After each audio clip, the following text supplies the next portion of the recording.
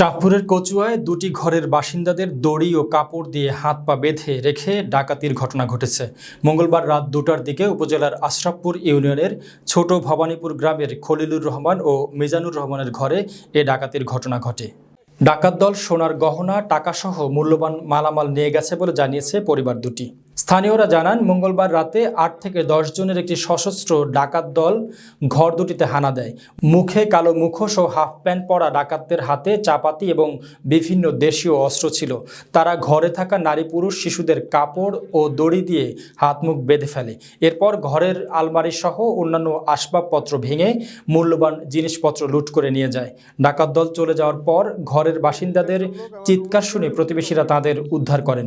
ভুক্তভোগী মিজানুর রহমান ও ফরিদ আহমেদ বলেন, ডাকাত দল আমাদের পরিবারের সদস্যদেরকে হাত পা বেঁধে নগদ টাকা, স্বর্ণালংকার ও মূল্যবান জিনিসপত্র লুট করেছে।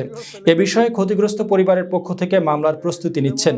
কচুয়া থানার অফিসার ইনচার্জ আজিজুল ইসলাম বলেন, ডাকাতের ঘটনা শুনে সাথে সাথে ঘটনাস্থলে পুলিশ গিয়েছে এবং ঘটনার আলামত সংগ্রহ ও তদন্ত করা হচ্ছে। ক্ষতিগ্রস্ত পরিবারের লিখিত অভিযোগে প্রয়োজনীয় আইনগত ব্যবস্থা নেওয়া হবে। তারপরে ওরা আমার রুমে 3-4 জন ছিল, পাশের রুমে হয়তো আরও 4-5 জন ছিল, কারণ পাশের তো আরও 3 রুমের লোক আছে, 4 রুম মোট। ওইসব রুমে গিয়া যার যেখানে যা পাইছে সব কিছু নিছে। শেওলকের বাড়ি, শ্বশুর বাড়িতে থাকি আর বিগত 20 বছর ধরে এখানে ওনাদের দেখাশোনা করি থাকি এখান থেকে, কারণ ওনারা তো বাড়িতে থাকে না। তো কালকে হঠাৎ করে বাড়িতে 2টা প্রায় 10 বা 15 মিনিটে ডাকাত দল আমার রুমে ঢুকছে।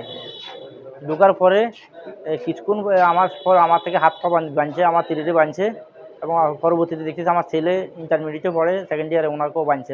আমার তিরির কানের গলার চেন, কানের জিনিস নিয়ে গেছে। আর আমার এই পকেটে পাইছে নগদে 22,000 টাকা আর সুইকেসের মধ্যে নগদে 30,000 টাকা, এগুলো নিয়ে গেছে। আর আমার শ্বশুরের রুমে আর শাশুড়ির রুমে আমার শাশুড়ি কানে আবার গলার স্বর্ণের চেনগুলো নিয়ে গেছে, কানের দুল নিয়ে গেছে।